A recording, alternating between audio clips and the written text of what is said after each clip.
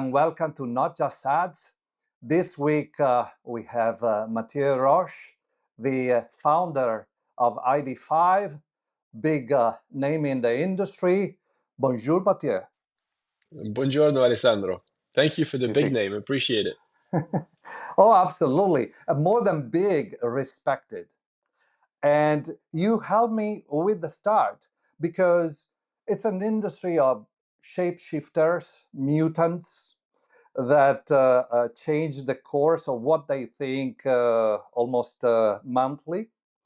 And you started in 2017, you had a vision, you had one path, but I'm curious to know how did it happen, what it was, exactly the moment when you decided this is the way.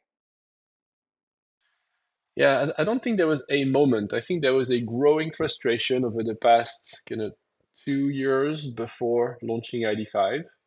A growing frustration of the inefficiencies in our space. I was in a data company. Our job was to make data available for brands to kind of buy and target.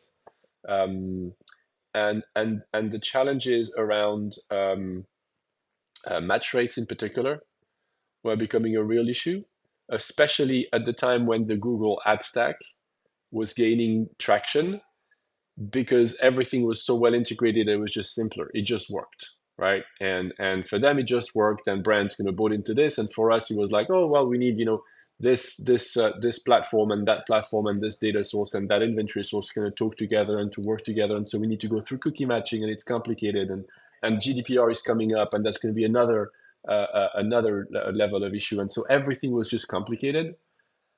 And and at some point, it kind of became evident that the complexity was in part, not entirely, but in part related to the fact that we all spoke different languages. We all had different cookie domains to work from, right? And so that notion of like, well, why don't we just have like one common ID space to work with that would make life so much easier for all of us in the non-Google part of the world, right?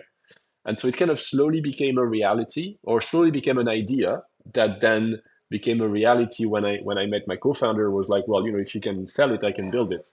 And that was really how we kind of landed on the idea of creating ID5. But it wasn't like there wasn't a ha-ha moment, right? It was over the course of 2 or 3 years, I guess, that the whole thing kind of became a reality.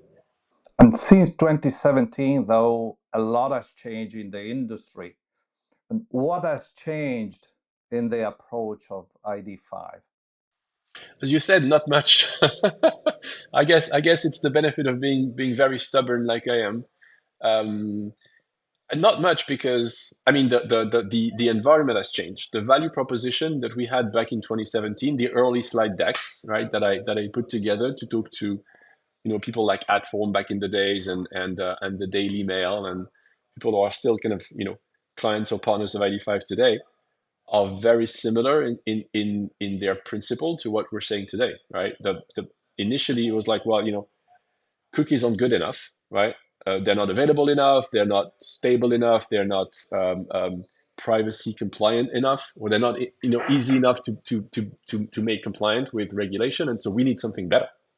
That was the pitch back in 2017. That's still the pitch today in 2025, right? Like it extends to all other channels, because it's the same thing with device IDs in TV, or device IDs in mobile, or environments like gaming and audio that don't have a device ID in the first place in many cases. So I think the narrative that we need a better infrastructure from an identity standpoint to power addressable, measurable advertising, that message was through then and is still true now.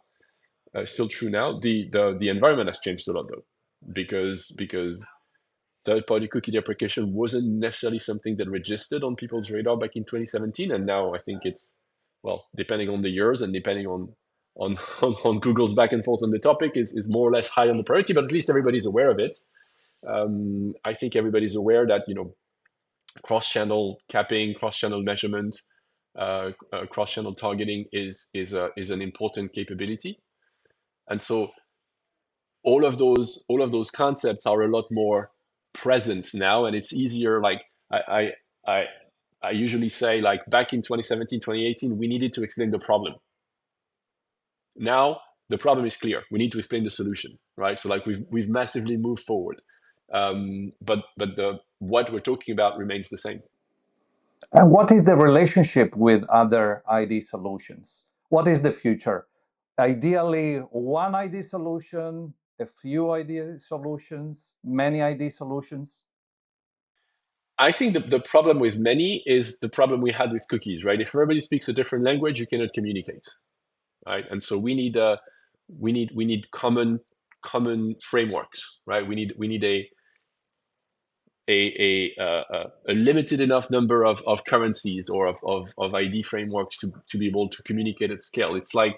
It's almost like financial markets, right? I think 92% of financial transactions in the world are either in dollar, in euro, or in yen, right? And so those three currencies are very close to each other, and they allow people to scale, right? If you had to kind of carry whatever 200 plus currencies, the inefficiencies would be massive. The cost of converting from one to the other would be massive. So I think we need to limit the number of frameworks we work with, limit to one, then you fall into dependency issues, right? Do we want everything to be done in dollars? It would give a lot of power to the United States, or in euros to Europe. So having several and being able to play one against the other, I think is probably a good middle ground. You can probably extend that analogy to the identity solutions. There's been a lot of articles and a lot of press about how complicated the space is, right? Oh my God, there's so many cookieless ID solutions. How are we going to see what's true, what's not true? It's not really the case. Right? When you look at numbers, there's like 4 or 5, maybe a maximum of 10 that have an existence, any form of traction, any form of adoption. And within those 10s, there may be 2 or 3 that I'd like, clearly out at the front in terms of adoption and usage. So I don't think it's that complicated. Um, I don't think we are at the stage where there is enough stability and enough kind of concentration around those 2 or 3 yet to make them really the default currencies, and for us to work on interoperability and kind of, you know, fixed exchange rates. But I think we're going to get there very quickly. Stu Coleman, senior director of European Identity at the Trade Desk, was a guest of this podcast, and he told me how he welcomes different types of ID solutions working holistically together, including ID-less. What is your take on ID-less? I mean, it's great to see with one eye, but if you can see with two, it's better, right? I like And this analogy. I'll steal um, it. you know, in thank you. Um, it's like contextual for me, right? There's a number of approach about ID-less, right? But the notion of like not recognizing people, um, sure, but why wouldn't you want to recognize people if it is within the remits of the law and it is done transparently and it is accepted by the people in question? Like, contextual is great, but it's not. It doesn't have to be opposed to user level, right? You want to serve the an ad to the right person in the right place, right? It's better if you've got both. If you don't know who the right person is, well, the right place is better than nothing, right? Um, but it's always better to serve an ad in the right context, even if you're going to target the right person. So I think they should work together, right? And so the notion of contextual, the notion of like, you know, having proxies to make sure that not only are you in front of the right person, but also it's the right moment, it's the right mindset, right? Companies like GumGum are thinking a lot about people's mindset. Great, right? It's always better to talk to someone when they're receptive. This is advertising, right? We're trying to influence behavior. So if someone is receptive, you're more likely to influence their behavior.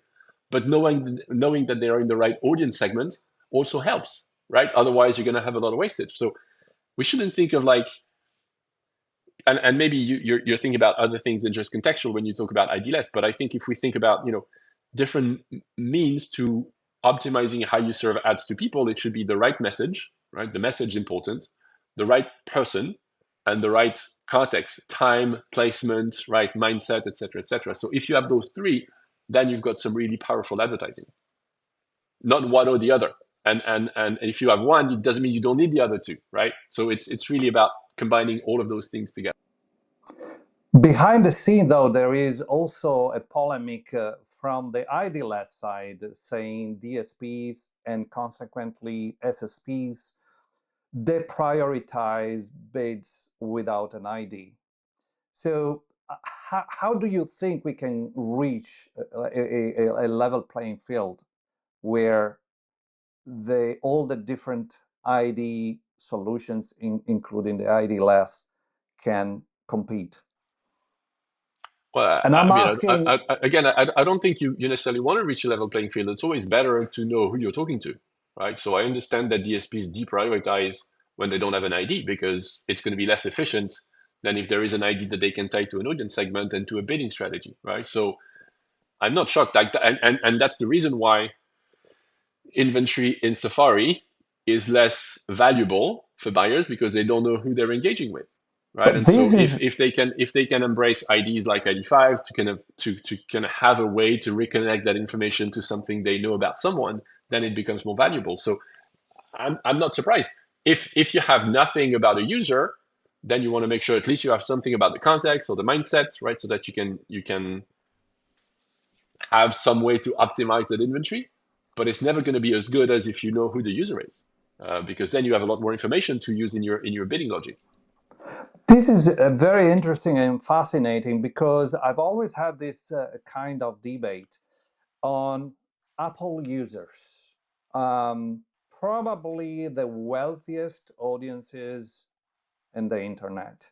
Yeah, And so the ad tech led narrative is focused on, okay, we don't know them, they're not valuable. But shouldn't isn't that a bit reductive, and doesn't one hundred it percent. leave a lot of value on the ground? And therefore, also ID-less solutions should But be looked at in a different way.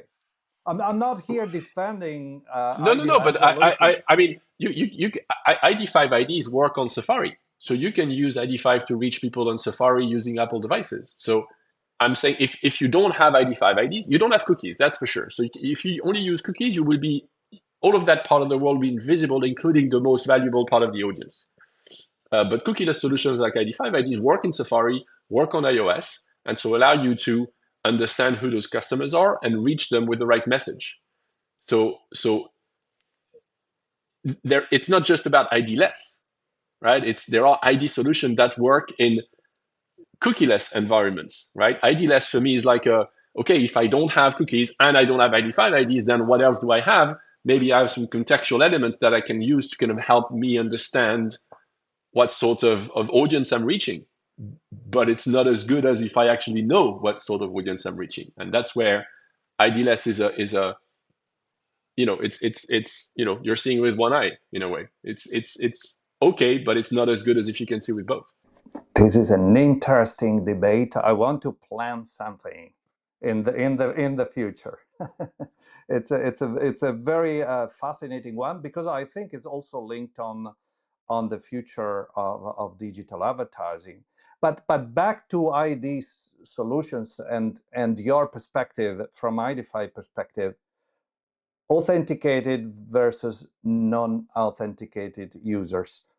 How big is the impact? How do you see it developing? What's the future like? I don't think it's an ID. It's an ID debate.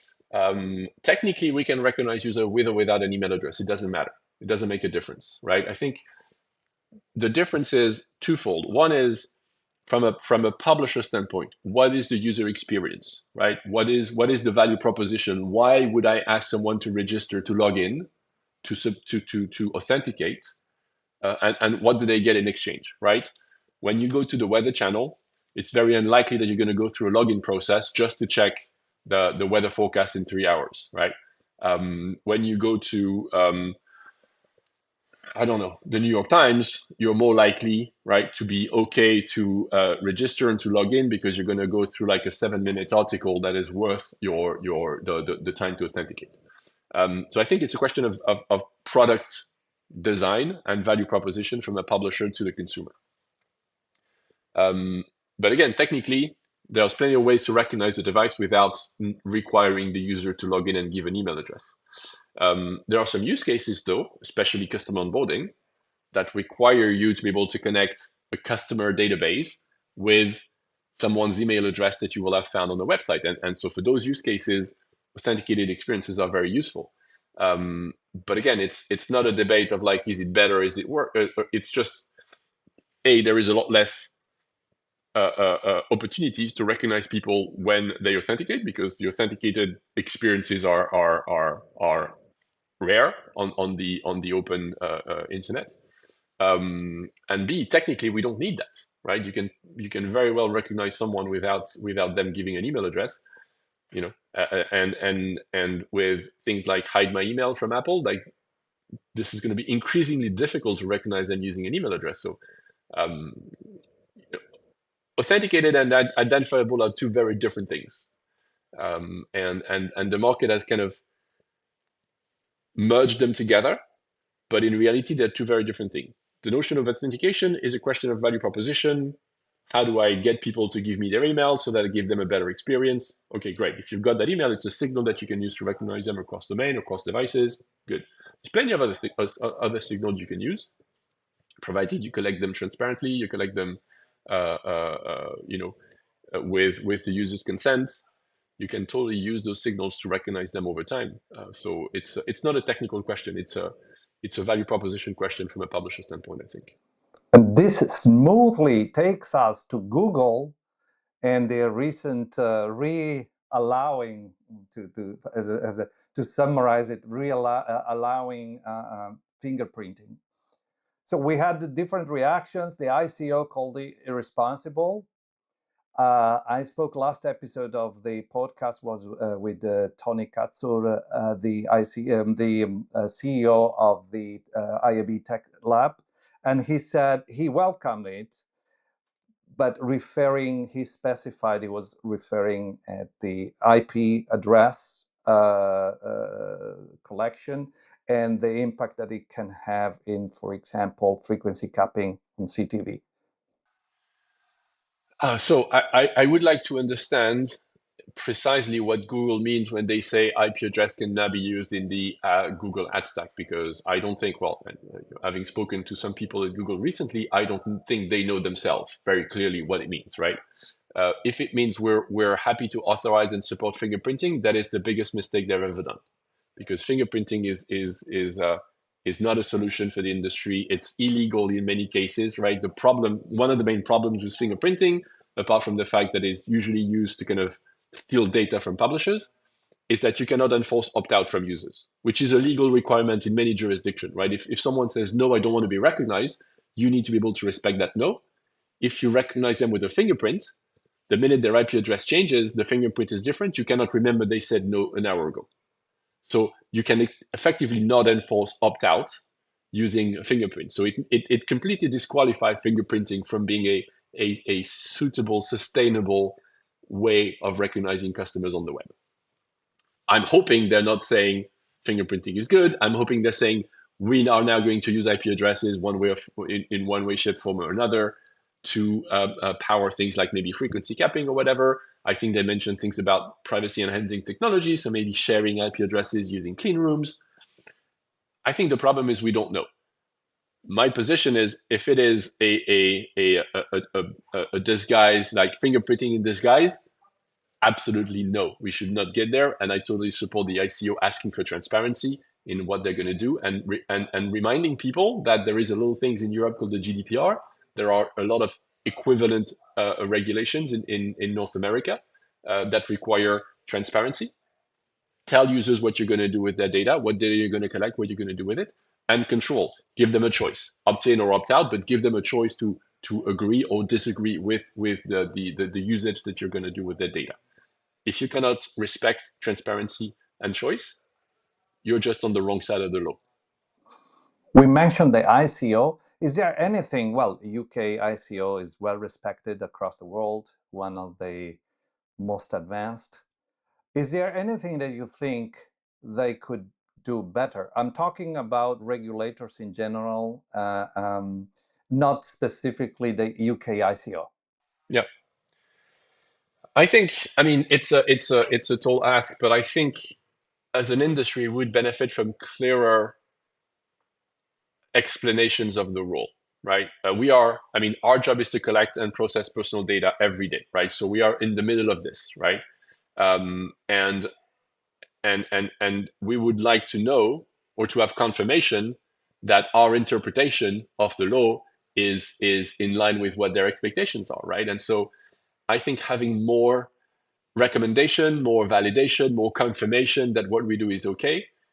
We as an industry, not necessarily we as ID5, but we as an industry, I think would help because we're not trying to play with the line, right? We're just trying to say, okay, this is what the law says, and this is what our lawyers, what our counsels, what our privacy specialists tell us we can do to be on the right side of the law. But there's no case law. There is no jurisprudence. There is no kind of a definition of or confirmation that this is right and this is wrong, right? And so having some more, and maybe it's just a question of time, but having more clarification on what the law means in practice, I think would be very useful for the industry to have the confidence that we are operating in the right way with regards to what the regulators expect from us. And I think that with the 2025 roadmap for the UK ICO, the idea of online tracking and looking at more in detail, the concept, what I really loved was the idea of not penalizing the first movers, the ones that want to do the right thing, not the ones that wait until the very last moment. So I'm really looking Yeah, forward to see how it shapes I agree, and I agree with your comment that the ICO is very advanced. Like every time we've had interactions with them, they've been like they know what they're talking about. They're very technology savvy. We've had discussion with the CNIL as well in France, and those are kind of regulators or data protection authorities that are really pulling the market ahead with them, and we need more of those interactions. It's again there is a regulation, there is a text, right, that says this is what you're supposed to do, or this is the law. And now how do you interpret it? The difficulties in the interpretation is in the application of the text. And so having people to understand how we work, what we do, and you can tell us this is okay, this you should do more of that, this you should do more of this, would be really helpful for everyone in the industry to understand how we should engage with customers and collect data from customers, because in the end it's a data driven world that we live in, and advertising is a data driven industry. We need data, right? And so the question is not like how do we not use data because that ship has sailed. The question is how do we use data responsibly? How do we use data in respect of people preferences? How do we give them visibility on the data that we use? That's the real challenge. That's what we need to work towards. media brands. Let's jump to them. I also asked Stu, media brands have been traditionally quite passive in the conversation, shaping the future and the future of identity. What would be your advice to media brands on how to approach it today? I think to some extent, a lot of especially the traditional media owners, right? They've suffered from this culture of not having to know who their readers or their viewers were, right? Very little CRM in a lot of those traditional media owners, right? Great content, great brand, respected voices in society, but very little feedback from customers, feedback from viewers and from readers. Um, and to some extent, when they moved to the digital world, they were still in a push strategy, very little pull, right? Very little interactions. And so the value proposition has never been explained. They've never had to explain, hey, why do we need you to kind of pay attention? Why do we need you to spend time on our content? And when disruptors like search engines and aggregators and social media platforms came in and kind of started to intermediate the relationship between content providers and consumers, they were not prepared because they didn't have what those platforms had, which was a very, very tight relationship with customers, right? The reason why Apple is able to say, you know, I'm going to tell you if you're allowed to recognize your customers or not, is because Apple has inserted themselves in the relationship between the content owner and the consumer. When I go on my iPhone, I go to check L'Equipe, right, in the French sports newspaper, or the Guardian. I go to the Guardian, I go to L'Equipe. I don't go to iPhone. I don't talk to Apple. I don't care that there is an Apple device between me and the content owner. I am here to have a relationship with the content owner. But Apple, Google, Meta, Amazon have managed to insert themselves in that relationship and to control that relationship. And the media owners, the content owners, were not ready for that. They didn't have that culture of the customer. And so I think it explains a lot of the difficulties they've been through over the past 20 years. And only now do we see people who are really trying to rebuild their brand, the relationship with consumers, and to really, recreate that direct connection that is fundamental for them to be able to build loyalty, to be able to have data from their customers back to explain the value exchange, to make the value exchange clear. Otherwise, you know you go to a Google search result and you can see the biggest part of an article. Well, if you don't know that there is a journalist behind it, if you don't know that there is an advertising business model, if you don't understand that value exchange, why do you care, right? You get the article here, you get the sports scores here, you get the flight time here. Like, why would you go to the original source of information? Well, you should. Otherwise, there won't be information anymore because those intermediaries, they're not creating the information, they're not paying the journalists, they're not paying for the research efforts, they're not doing all of that. They're just benefiting from it. And so it's fundamental that content owners regain this direct relationship with consumers. Um, but there is 25 years of laissez-faire in a way, right? Of letting people insert themselves in between them and the consumers. Or allowing the people to insert themselves sometimes in some Allowing, cases. of course, allowing, but like, yeah, I guess, when someone comes up with a big checkbook, it's difficult to say no, right? Um, But this but I think is it's a cultural thing. This is why I only invite the best people to this podcast. Because otherwise, I would be the one always saying the same things. In reality, the best people are saying exactly the way What you've been saying for I say it. years. Exactly, exactly. And I think it is an issue. It is an issue that we are here making this sensible point, and we are still saying they should. We had the GDPR coming into force in 2018. Consent or pay. That's another pet obsession of mine.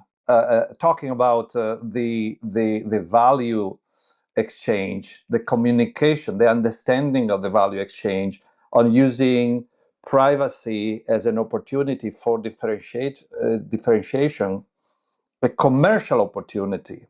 Yet, of course, we wait until the very last moment. And yes, we are with our shoulders against the wall. And yes, we need to go towards blunt tools like consent or pay. But that could be a whole entire episode. Yeah, let's leave that for the next episode then. But I mean, consent or pay is kind of it's we've had to put a label on it, but it should have been the default position since the beginning, right? Like, hey, listen, if you don't want to give me something in exchange for me giving you content, then that relationship isn't going to work. And that something you're going to give me has to be your attention, some of your data, right? Some way for me to kind of monetize your attention because I have to pay for my servers and my journalists, or money. But if you don't give me either, then you can't expect that I'm going to give you something for free, whether it's Sure. sports scores or articles or content or great. Like, no, you've got to give me something, right? It's a business, right? It's not public Absolutely. service.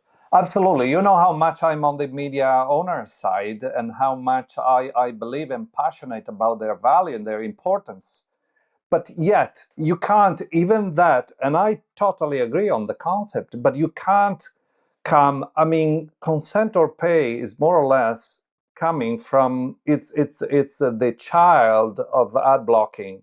So it somehow is generated by the same causes. So the lack of conversation, and it's a stretched concept. But at the end of the day, it's the lack of communication. So if we had bad user experiences, if I've had bad user experiences for 6 months, for a year, for 5 years, you can't come the day after, one day, and you're telling me, okay, this is the value, this is, back to ID5, and let's close with your roadmap. What should we expect? So you'll expect more of the same. As I said, I'm very stubborn. More usage, more platform adoption. Listen, we're an infrastructure, right? We're not a feature. We're barely a service on our own. We're part of other people's service. We're a capability that powers data platforms, media buyers, media sellers. We enable them to operate at greater scale and with greater compliance with privacy regulation. Our job is basically to say, listen, there's all sorts of devices, all sorts of technical environments, all sorts of legal environments, right? We're going to create an abstraction layer that is the ID5 infrastructure so that you can build your business on top of that layer. We'll take care of the complexity underneath. Right? We'll make sure that you have an ID to recognize the device, whatever the device is, whatever the environment, wherever it's located. A Right? So utility. that's a utility, 100%. Identity is 100% a utility. It's a commodity in the industry. It has to be scalable. It has to work on a global level. It has to take care of all of those technical and legal complexities. But in the end, it's a utility that should power businesses like the Trade Desk and like OpenX and like Zeotap and who are operating services on behalf of buyers and sellers of media and data. So, so more of that means what? It means more adoption. Already, there are more ID5 IDs than cookies in digital advertising transactions, right? Already, it's the case. We need to go, above and beyond that, whatever 50% mark, and have as many ID5 IDs as possible, so that we can allow buyers to reach every single user, and we can allow seller to monetize every single visitor to their pages. So more adoption, more kind of ubiquity of the ID5 capabilities into the ecosystem. The second thing is we're not a web service, right? Identity is not a it's not a cookie problem. Identity is an infrastructure for the entire digital advertising ecosystem. And so we've started on the web. We've done a great job into convincing web publishers to work with us, convincing web platforms, agencies, buyers to really embrace a better way to reach consumers. But it doesn't stop here. We're starting to work in TV. We're starting to work in mobile devices. We're starting to work in gaming platforms, audio solutions, right? Really kind of enabling addressability and measurement across all of those channels is really ID5's ambition going forward. Um, and the third or the first is really to make sure that we stay on top of everything regulation related, right? Data protection regulation is a reality in many countries, but not in every countries. They're evolving, right? There's new roles and new ways to do things. And so our job is to make sure that, again, we can build this abstraction layer. We can take care of that complexity, that legal and that technical complexity, so that our customers can build their business on top of our infrastructure at scale without having to worry about the legal and the technical complexity. Merci, Mathieu. Thank you for being with us. See you soon. Very welcome. Thank you for having me.